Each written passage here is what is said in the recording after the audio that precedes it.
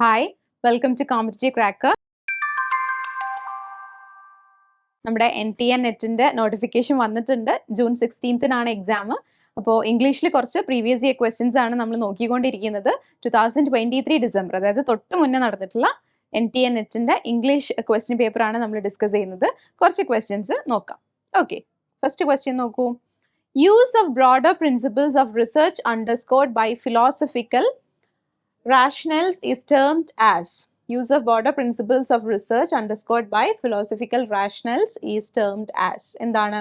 Research methods ആണോ, research tools ആണോ, research techniques ആണോ, or is it research methodology? എന്താണ് ആൻസർ വരുന്നത്? Use of broader principles. Okay, use of broader principles of research underscored by philosophical rationales. എന്തായിരിക്കും? It is research methodology അല്ലേ? ഇത് മൂന്നും കൂടെ ചേർന്നിട്ടാണ് നമ്മൾ റിസർച്ച് മെത്തഡോളജി ചെയ്യുന്നത്. So option D is correct one. Next one. Who among the following declared in 1920 that there is no longer any intellectual life in England? There is no longer any intellectual life in England. ആരാണ് അത്തരത്തിലൊരു statement പറഞ്ഞിട്ടുള്ളത്? Is it Dorothy Richardson, then Virginia Woolf, Ezra Pound, T.S. Eliot? ആരാണ് പറഞ്ഞിട്ടുള്ളത്? It is none other than Ezra Pound. Okay, Ezra Pound ആണ് അത്തരത്തിലൊരു പരാമർശം നടത്തിയിട്ടുള്ളത്. World war 1 ശേഷമാണ് അവർ ആ ഒരു സ്റ്റേറ്റ്മെന്റ് പറയുന്നത്. ഓക്കെ, ദെൻ നെക്സ്റ്റ് ക്വസ്റ്റ്യൻ എന്താണ്? Identify the poet of the following poems. 4 poem തന്നിട്ടുണ്ട്. ഇതിനകത്ത് പോയറ്റിനെ ഐഡന്റിഫൈ ചെയ്യാനാണ്. ഈ 4 പോയം എഴുതിയിട്ടുള്ളത് ആരാണ് എന്നുള്ളതാണ് ചോദ്യം.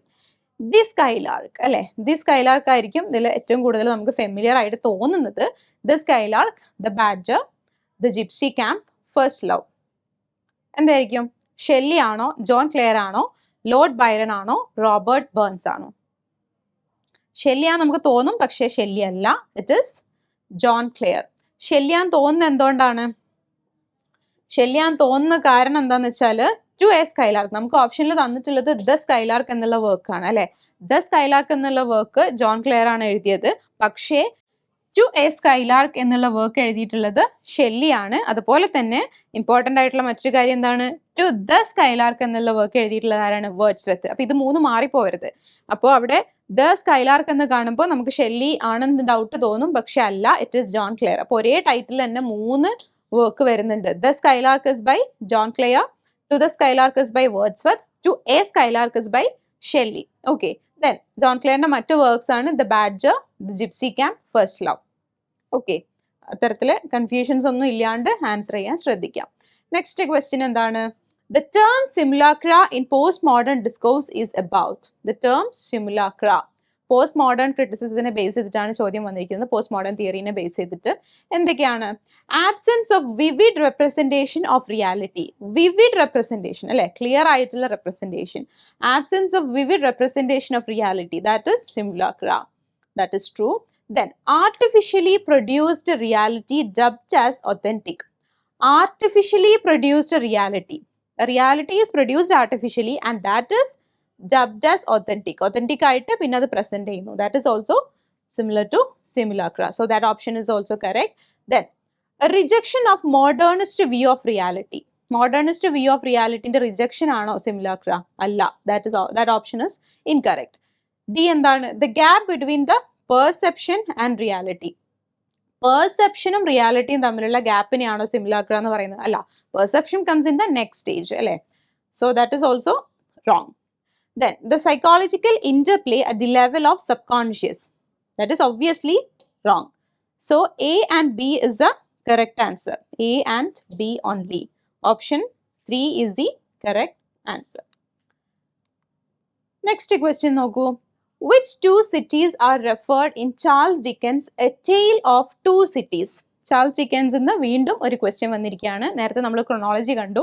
ഇപ്പോൾ ചോദിച്ചിരിക്കുന്നത് എ ടെയിൽ ഓഫ് 2 സിറ്റീസിലെ 2 സിറ്റീസ് ഏതൊക്കെയാണ്? മെൻഷൻ ചെയ്യുന്ന 2 സിറ്റീസ് ഏതൊക്കെയാണ്?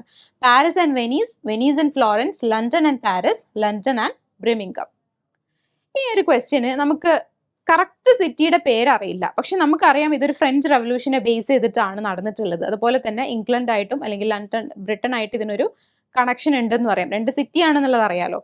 ആ ഒരു രീതിയിൽ ഇതിനെ അപ്രോച്ച് ചെയ്ത് നോക്കൂ. കറക്റ്റ് സിറ്റി അറിയാം. ഞാൻ പറയുന്നത് ഒരു വേഗ് ആയിട്ടുള്ള സിറ്റുവേഷനിലാണ് കേട്ടോ. കറക്റ്റ് ആയിട്ട് നിങ്ങൾക്ക് ആൻസർ അറിയാമെന്നുണ്ടെങ്കിൽ definitely no problem, you can lock your answer. പക്ഷെ വേഗ് ആയിട്ടും നമുക്ക് അറിയാമെന്നുണ്ടെങ്കിൽ നമ്മുടെ ഒരു സെൻസിന്റെ ബേസിൽ നമുക്കിത് അപ്രോച്ച് ചെയ്യാൻ പറ്റും. ഫ്രാൻസ് ആൻഡ് ഇംഗ്ലണ്ട് ആണെന്നുള്ളത് അല്ലെങ്കിൽ ബ്രിട്ടൻ ആണെന്നുള്ളത് നമുക്കറിയാം. അങ്ങനെയാണെങ്കിൽ പാരീസ് ആക്ച്വലി ഫ്രഞ്ച് സിറ്റിയാണ്, വെനീസ് ആക്ച്വലി ഇറ്റാലിയൻ ആണ്. So that is wrong. Then Venice and Florence രണ്ടും ഇറ്റാലിയൻ ആണ്. That is wrong. London and Paris അല്ലെ, England Britain, then French city ആയിട്ടുള്ള Paris. London and Birmingham obviously same country, wrong. അപ്പൊ അത്തരത്തിൽ ആ ഒരു സെൻസിന്റെ ബേസിൽ നമുക്ക് ഈ ഒരു ക്വസ്റ്റ്യനെ അപ്രോച്ച് ചെയ്യാൻ പറ്റും. പക്ഷെ കറക്റ്റായിട്ട് നമുക്ക് പ്ലോട്ടും സമറിയും അതുപോലെ തന്നെ ക്യാരക്ടേഴ്സും അവർ തമ്മിലുള്ള റിലേഷനും തീമും കാര്യങ്ങളും എല്ലാം അറിയാമെന്നുണ്ടെങ്കിൽ ഒന്നും ആലോചിക്കാനില്ല. It is London and Paris. വളരെ ഡയറക്റ്റ് ആയിട്ട് വന്നിട്ടുള്ള ക്വസ്റ്റ്യൻ ആണ്. Okay.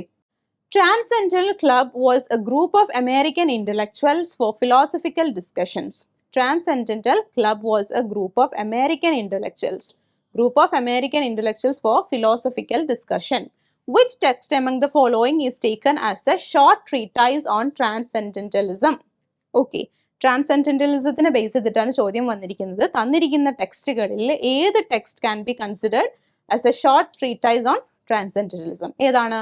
Emerson's Nature, Thoreau's Walden, Whiteman's Leaves of Grass, Thoreau's Civil Disobedience. ഏതായിരിക്കും കറക്റ്റ് ആൻസർ വരുന്നത്? എമേഴ്സൺസിന്റെ നേച്ചർ ആണ് 1836. Okay, എമേഴ്സൺസ് nature. ഇവരൊക്കെ തന്നെ ട്രാൻസെൻഡന്റൽ ഗ്രൂപ്പിലുള്ളവരാണ്. അതുകൊണ്ട് ഈ ആളുകളെയൊക്കെ അല്ലെങ്കിൽ ഈ വർക്കുകളൊക്കെ ശ്രദ്ധിക്കണം. നെക്സ്റ്റ് ഒരു മാത്സ് ഫോളോയിങ് ആണ്. വർക്ക് തന്നിട്ടുണ്ട്, ദെൻ അത് എഴുതിയിട്ടുള്ളവരെയും തന്നിട്ടുണ്ട്. ഓക്കെ, അപ്പോൾ ദ കൊളാബറേറ്റർ ആരുടെയാണ്? It is Mirza Waheed. The garden of solitude Siddhartha Gigoo. Roll of honour Amandeep Sandhu. The half mother ആരുടെയാണ്? ഷഹനാസ് ബഷീർ അല്ലെ, ഷഹനാസ് ബഷീറിന്റെ ആണ് half mother. Roll of honour Amandeep Sandhu. The garden of solitude that is Siddhartha Jigo, collaborator Mirza Waheed. Okay, next. Name the author or writer who is not associated with British cultural studies. Cultural studies എന്ന് വളരെ simple ആയിട്ടുള്ള ഒരു question ആണ്. 4 options തന്നിട്ടുണ്ട്, 4 പേര് തന്നിട്ടുണ്ട്. ഇതിനകത്ത് British cultural സ്റ്റഡീസിൽ പെടാത്തത് ആരാണ് എന്നുള്ളതാണ് ചോദ്യം. Okay, I.A. Richards, Richard Hoggarts, Raymond Williams, Stuart Hall. വളരെ ഈസി ആയിട്ടുള്ള ക്വസ്റ്റ്യൻ ആണ്. It is none other than I.A. Richards അല്ലെ. I.A. റിച്ചാർഡ്സ് ഈ ഒരു സ്കൂളിൽ പെടുന്ന ആളല്ല. Next one. Given below are 2 statements. 2 statement തന്നിട്ടുണ്ട്. എന്തൊക്കെയാണ്? Non fictional narrative follow the rabbit. Okay, non fictional narrative follow the rabbit proof fence. എന്താണ് non fictional നെറേറ്റീവിന്റെ പേര്? Follow the rabbit proof fence by Dorries Pilkington is based on the real life experiences of 3 Aboriginal girls. Experiences of 3 Aboriginal girls who fled from the Moore River native settlement. Okay, who fled from the Moore River native settlements. ഒരു വർക്കിലെ just ഒരു thread ആണ് തന്നിട്ടുള്ളത്. Which is a work follow the rabbit proof fence. Doris പിൽക്കിംഗ്ടന്റെ വർക്കാണ്. ആ ഒരു വർക്കിൽ thread correct ആയിട്ട് തന്നെ തന്നിട്ടുണ്ട്. So this statement is correct. Now രണ്ടാമത്തെ സ്റ്റേറ്റ്മെന്റ് എന്താണ്? The names of the 3 girls are Molly, Daisy, Mary. Follow the rabbit proof fence എന്ന് പറയുന്ന നോൺ ഫിക്ഷണൽ നെറേറ്റീവിലെ ക്യാരക്ടേഴ്സിനെ തന്നിട്ടുള്ളത്. It is a story of 3 girls എന്ന് ഓൾറെഡി സ്റ്റേറ്റ്മെന്റിൽ പറഞ്ഞിട്ടുണ്ട്. പക്ഷെ ആ 3 ഗേൾസിന്റെ പേര് തന്നിരിക്കുന്നത് മോളി, ഡെയ്സി ആൻഡ് മേരി എന്നാണ്. It is not Mary, it is Daisy. So this option is not correct. അപ്പൊ തന്നിരിക്കുന്ന ഓപ്ഷൻസ് എന്തൊക്കെയാണ്? Both statement 1 and 2 are correct. Both statement 1 and 2 are incorrect. Both statement 1 is correct and statement 2 is incorrect. This is our answer. Fourth എന്താണ്? Statement 1 is incorrect but statement 2 is incorrect. ഇവിടെ 2 ആണ് incorrect, 1 correct ആണ്. So option 3 is our answer. Okay, option 3 is the right answer. വീണ്ടും ഒരു maths following ആണ്. Characters തന്നിട്ടുണ്ട്, നോവൽസിന്റെ പേരും തന്നിട്ടുണ്ട്. ഓക്കെ, ഒരുപാട് മാത്സ് ഫോളോയിങ് ആയിപ്പോൾ നമ്മൾ കാണുന്നു. അപ്പോൾ നിങ്ങൾക്ക് മനസ്സിലായിട്ടുണ്ടാവും ക്യാരക്ടേഴ്സ് എത്രത്തോളം ഇമ്പോർട്ടൻ്റ് ആണ് എന്നുള്ളത്. ഓക്കെ, ദെൻ ക്രിസ്റ്റഫൈൻ ഏത് വർക്കിലാണ് വരുന്നത്? It is from White Sargasso Sea അല്ലെ. വൈറ്റ് സർഗാസോസി, ജീൻ റൈഡർ, വൈറ്റ് സർഗാസോസി. സില്ല എവിടുന്നാണ്? Zilla. Zilla is from Wuthering Heights. Wuthering Heights il Zilla. Emily Bronte Wuthering Heights. Estella. Estella is a character from Great Expectations. Dickens Great Expectation ആണ് Estella. Then Equify. Equify is Things Fall Apart. Things Fall Apart എന്നാണ് Equify ചോദിച്ചിട്ടുള്ളത്. Okay. Which of the following characteristics of She Stoops to Conquer is not correct? She stoops to conquer is not correct. നമ്മൾ already discuss ചെയ്തിട്ടുള്ള ചോദ്യമാണ്. She stoops to conquer നെ base ചെയ്തിട്ട് 4 statement തന്നിട്ടുണ്ട്. അതിൽ ഏതാണ് തെറ്റ് എന്നുള്ളതാണ് ചോദിക്കുന്നത്. Not correct ആണ് ചോദിക്കുന്നത്, which is incorrect. Okay. It is endowed with an ingenious and lively plot. It is endowed with an ingenious and lively plot. That is true. It does not cast excellent characters. That is wrong. It has a vivacious and delightful style. It lacks a restoration grossness. എന്തായിരിക്കും answer വരുന്നത്? Option 2 അല്ലേ? Option 2 ആണ്. It does not cast excellent characters. Actually cast excellent characters. So നോവലിനെ സംബന്ധിച്ച് ഈ ഒരു option correct ആണ്. It does cast. പക്ഷെ നമുക്ക് ആൻസറിൽ ചോദിച്ചിട്ടുള്ളത് വിച്ച് ഇസ് നോട്ട് കറക്റ്റ് എന്നുള്ളതാണ്. ഓക്കെ, തെറ്റായിട്ടുള്ളതാണ് ചോദിച്ചിട്ടുള്ളത്.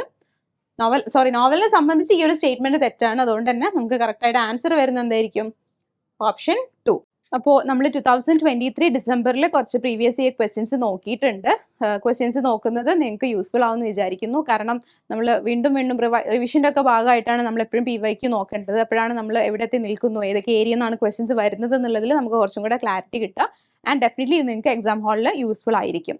അപ്പോൾ ഇത്തരത്തിലുള്ള കൂടുതൽ വീഡിയോസിന് വേണ്ടിയിട്ട് നമ്മുടെ ചാനൽ സബ്സ്ക്രൈബ് ചെയ്യുക. അതുപോലെ തന്നെ കോമ്പറ്റീവ് ക്രാക്കറിൽ ഓൾറെഡി നമ്മുടെ NTA നെറ്റിൻ്റെ ജൂൺ 16 നടക്കാൻ പോകുന്ന NTA നെറ്റ് എക്സാമിൻ്റെ ക്രാഷ് കോഴ്സ് സ്റ്റാർട്ട് ചെയ്തിട്ടുണ്ട്. നിങ്ങൾക്ക് ഇനിയും മെറ്റീരിയൽസ് ഒന്നും കളക്ട് ചെയ്യാൻ പറ്റിയിട്ടില്ല, അല്ലെങ്കിൽ ഒരു അസിസ്റ്റൻസ് കിട്ടിയിട്ടില്ല എന്നുണ്ടെങ്കിൽ ഡെഫിനറ്റ്ലി നമ്മുടെ ബാച്ചിൽ ജോയിൻ ചെയ്യാം. കൂടുതൽ അസിസ്റ്റൻസിന് വേണ്ടിയിട്ട് നമ്മുടെ സ്ക്രീനിൽ കാണുന്ന നമ്പറിൽ നിങ്ങൾക്ക് കോൺടാക്ട് ചെയ്യാൻ പറ്റും. അതുപോലെ തന്നെ നിങ്ങളുടെ സുഹൃത്തുക്കൾ ആരെങ്കിലും ഇതുപോലെ എക്സാമിന് പ്രിപ്പയർ ചെയ്യുന്നുണ്ടെങ്കിൽ അവരെയും കൂടെ ഈ ഒരു കാര്യം അറിയിക്കാം. Okay, wish you all the very best. Thank you.